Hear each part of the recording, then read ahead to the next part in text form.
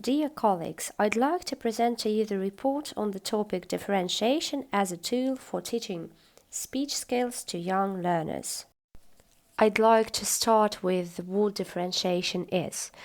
Differentiation can be defined as identifying and addressing the different needs, interests, and abilities of all learners to give them the best possible chance of achieving their learning goals. In English teaching process, differentiation is often referred to as teaching mixed ability or mixed levels. However, students can be different in many different ways, not just ability.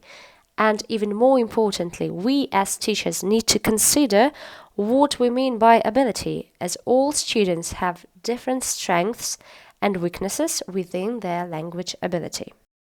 We can differentiate in the following ways.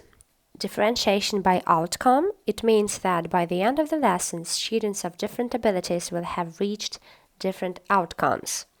Differentiation by teaching method and differentiation by task. We can provide students with these options by modifying tasks, so we provide either extra support or extra challenge. Consideration of psychological characteristics is extremely important in education and training. Younger adolescence covers the period of 11 and 12 years, and that's the age group I'd like to focus on in my presentation. Learners at that age are sometimes not disciplined, energetic, anxious, very active, and especially active when performing classroom assignments. Many of them have an overestimated self-esteem of their capabilities. At the same time, they're very vulnerable and touchy, so that can be really tricky. It does require the carefulness and insight while picking the tasks for them. A differentiated approach in teaching foreign language should meet the psychological needs of their age, expand the communicative practice of younger adolescents, and contribute to the formation of oral speech skills.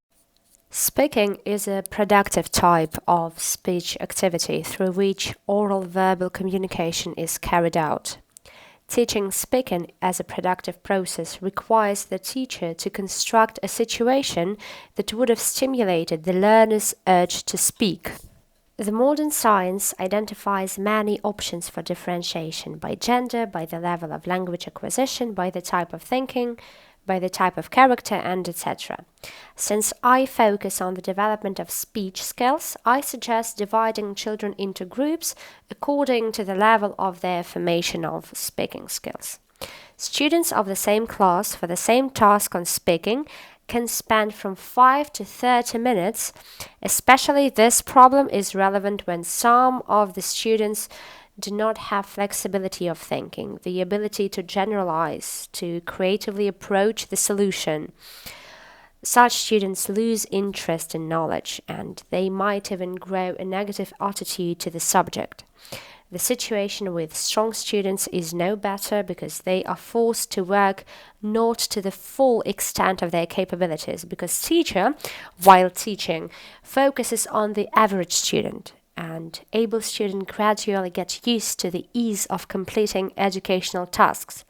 And the first difficulties generate confusion, uncertainty.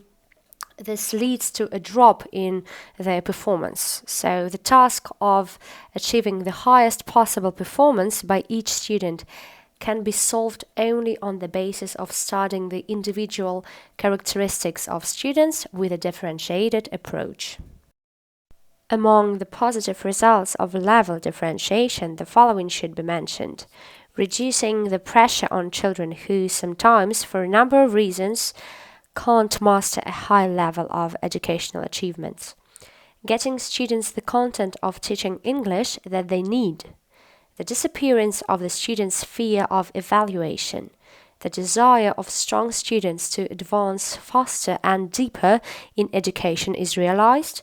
The level of motivation to learn the language increases in both strong and weak groups.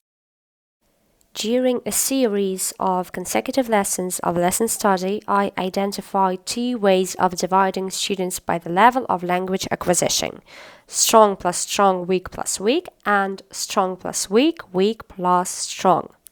In the first option, the most capable students are given tasks that are more difficult to complete or smaller in volume than the less capable ones. In the second option, the students who are strong in the group should keep the weak in a constant field of view and help them as needed, but in no case do the work for them and offer ready-made options. So the task of the strong student is, in a way, to explain once again, to provide some extra instructions. I'd like to share the tasks that I used during the lesson starter series. The students were differentiated by their level of the speech skills formation. So there were 3 strong plus weak groups. It was the finale of the lesson, so there was no need to have them got involved. They were already tuned. Each group got the text about certain African animals, since the topic of the lesson was animals. They had to read the text and complete the table with the necessary information about the animal. Then, each group had several students presented their tables. At the same time, the other groups were completing the tables about the animal that was being presented at the moment, and consequently tell what they managed to put down.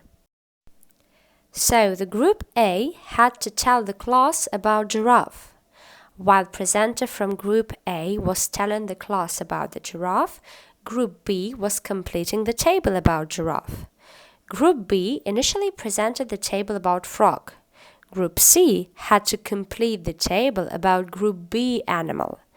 Group C was telling the class about monkey. Meanwhile, students of the group C needed to put down as much information about monkey as possible. After having every group presented their animals, students of A, B, and C had to tell everything they got to memorize and put down from the presentations of their peers. So the students had been working on 2 perceptive skills, reading and listening, and productive speaking skill, which was the primary goal of the lesson. On the next lesson, at the brainstorming stage of the lesson, students had to think how animals help people. I applied the differentiation by task strategy. I paired weak and strong students together, let them rehearse and plan their ideas. I also elicited and practiced with them the language they would be using beforehand. To sum up, I can tell that the use of differentiation stimulates perception, memory, thinking, and the production, the speaking, which was the most important thing in my case. It increases the activity of the students in the classroom, their interest and desire for independent work.